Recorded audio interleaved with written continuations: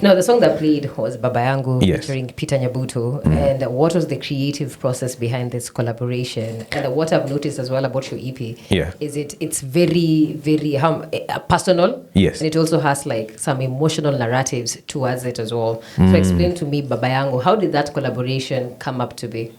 So the conversation is... as men, generally, we don't have very emotional connections with our fathers. Yeah. Kila msema kwa madangu but sasa mzaya kwa wapi in this picture. Alafu pata a lot of fathers, especially the generation of wanaitwa boomers. Okay. Before millennials. Wazazi wa millennials walikuanga functional parents. Okay. Especially the fathers. Kazi yao ni kulipa fees na bills. Lakini hakuna siku budako ashaka chini kuda leo nasikiaje.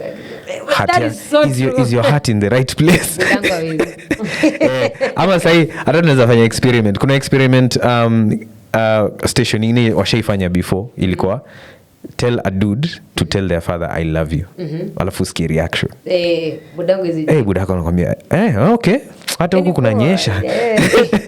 Hizo si conversations wanakuanga comfortable ku have. So ilikuwa like from an emotional perspective of just saying these are the things I recognize in my life. Kuna vitu na recognize Kasim Zai hazingekuwa. On an emotional aspect. Oh yeah, I get you.